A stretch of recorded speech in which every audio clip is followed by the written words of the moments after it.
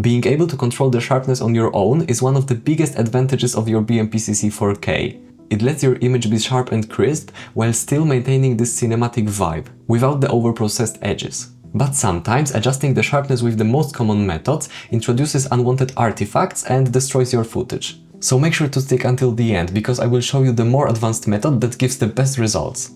This is my color graded scene that I would like to sharpen. And first I like to add a bit of mid-tone detail, so a local contrast. It works great on textures like grass or feathers, everywhere where you want the structure of the subject pop a bit more.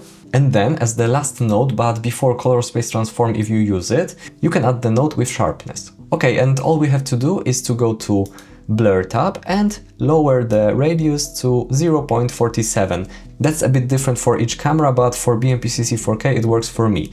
By the way, the radius changes in all of those tabs, so it doesn't matter where you change it exactly. And this might be it, just a few seconds of additional work and your image is sharp. But as you can see, it sometimes gives you those artifacts, like those red outlines on the edges of this plant.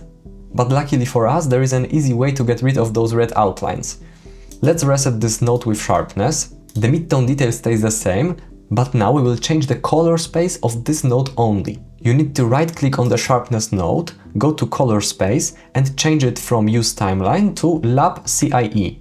And why are we doing it? So that the colors are not affected, because now we are going to turn off two channels, channel number 2 and channel number 3. And now we are just following the previous path, so we are just moving the radius to 0.47. And as you can see, the image is sharp, but without those red outlines. It's super easy and super functional.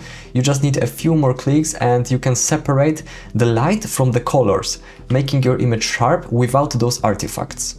If you would like to know more about color grading your B-RAW footage, check out this video next. If it helped you, leave a like and subscribe, it really helps.